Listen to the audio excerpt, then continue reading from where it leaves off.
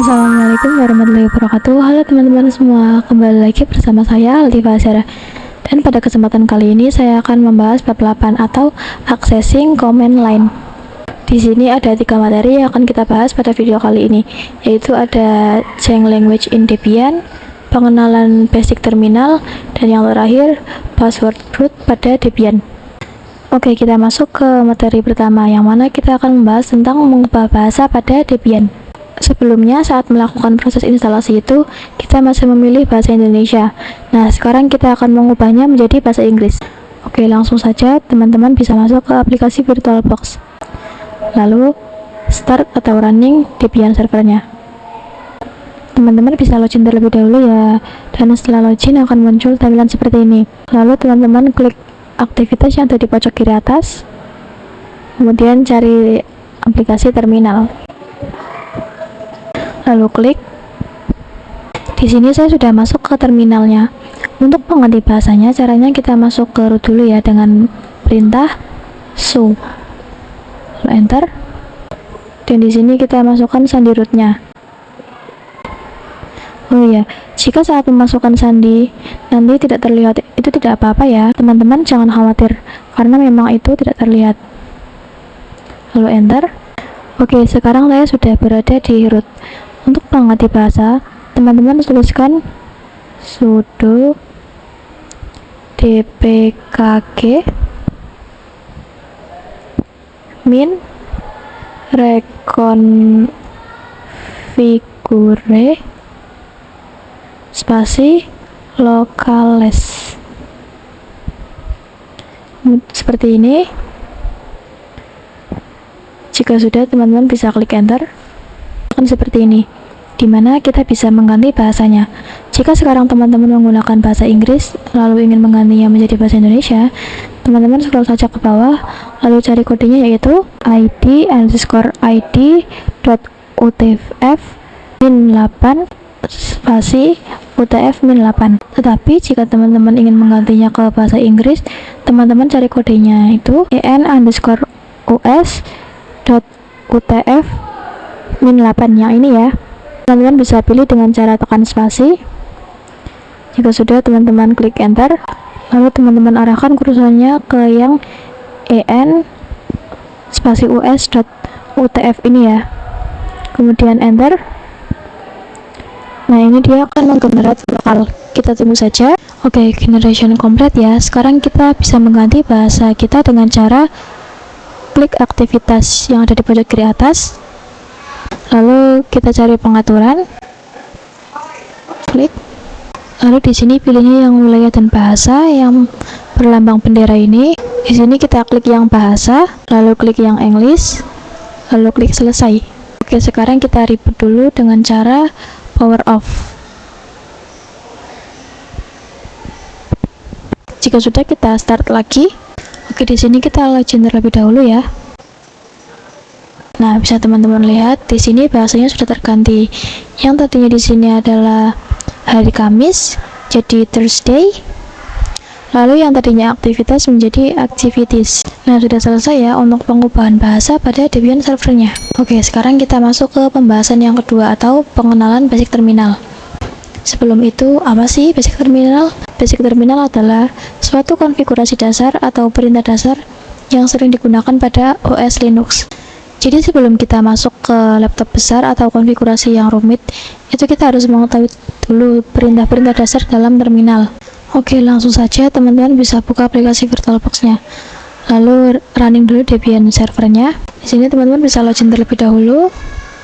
Masukkan password. Sign in. Kemudian teman-teman masuk ke aplikasi terminal dengan cara klik aktivitas yang ada di pojok kiri atas. Lalu ketikkan terminal. Ini klik. Di sini saya akan full screen terlebih dahulu dan saya tarik sedikit agar lebih besar. Oke, saya akan memperkenalkan dari penamaan yang terdapat pada terminal. Mulai dari ini ya. Jadi apa itu nama sebelum yang tanda @ ini? Yang ini ya, yang azah. Ini merupakan penamaan yang digunakan sebagai user. Yang mana ini sudah kita tetapkan pada saat proses instalasi. Nah, nama ini juga muncul ketika kita akan masuk ke desktop Debian kita. Lalu, apa yang dimaksud dengan nama setelah ini yang Azhara? Ini merupakan hostname yang digunakan pada Debian server, yang mana hostname itu digunakan sebagai penamaan jaringan. Jadi misalkan server ini berada di Surabaya, sedangkan saya berada di Semarang. Dan ketika saya ingin remote server yang berada di Surabaya ini, maka saya harus menggunakan penamaan hasil ini sebagai penamaan untuk meremote. Nah, lalu apa yang dimaksud tanda lengkung yang ini? Yang sebelah kirinya tanda dolar, seperti tanda min tapi melengkung. Maksudnya adalah ketika terdapat lambang ini pada terminal kita, itu menandakan bahwa kita sedang berada di home directory. Oh ya, untuk mengecek username kita, itu teman-teman bisa masukkan perintah uami, kemudian enter. Nah, ini adalah username saya, yaitu Azah.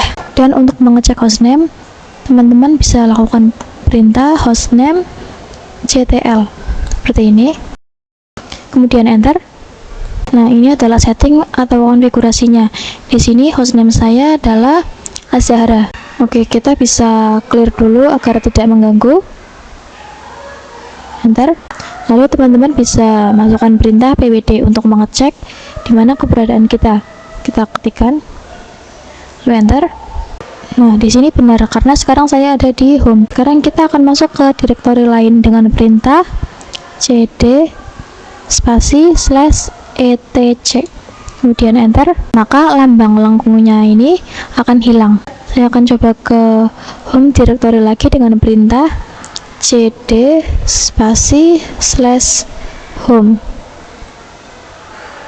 /azh, kemudian enter.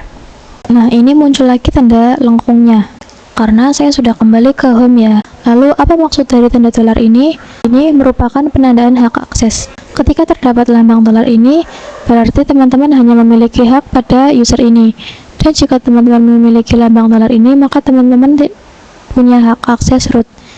Lalu bagaimana caranya agar kita bisa masuk ke dalam hak akses root? Di sini teman-teman tuliskan perintah show, kemudian enter, lalu masukkan password rootnya, enter.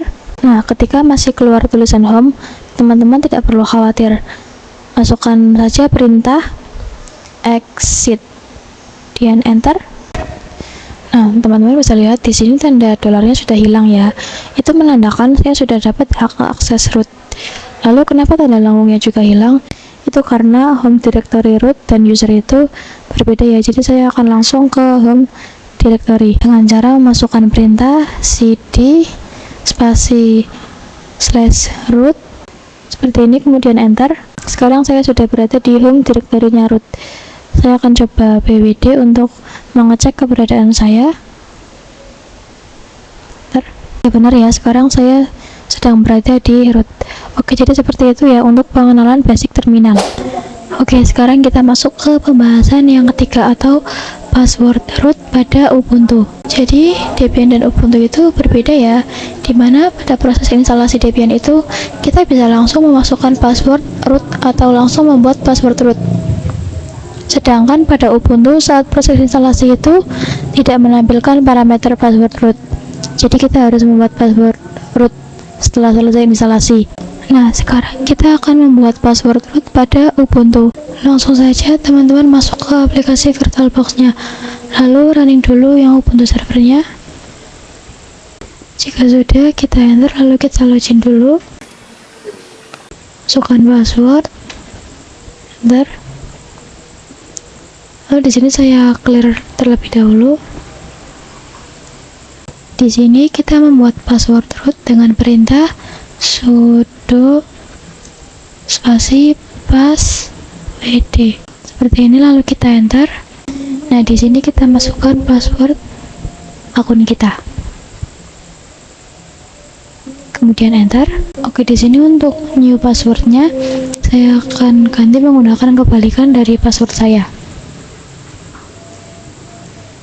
kemudian enter. Lalu di sini kita masukkan lagi password baru kita tadi, dan enter. Oke, di sini tulisannya password update successfully ya. Sekarang kita masuk ke root dengan perintah show dan enter, lalu masukkan password yang baru tadi dan enter. Nah, sekarang saya sudah berada di root. Sekarang kita cek posisi kita dengan perintah pwd kemudian enter. Bisa teman-teman lihat di sini posisinya saya masih berada di home. Lalu kita masukkan perintah lagi cd spasi slash root kemudian enter. Oke, sudah berhasil ya. Di sini saya sudah berada di root dan saya membuat password untuk rootnya. Nah, jadi seperti itu untuk pembahasan kita mengenai bab 8 ini. Sekian dari saya, mohon maaf apabila saat memberikan penjelasan di tutorial yang saya berikan ada salah kata atau ada kalimat yang kurang jelas. Jikalau ada kalimat yang kurang jelas, teman-teman bisa tanyakan di kolom komentar. Wassalamualaikum warahmatullahi wabarakatuh.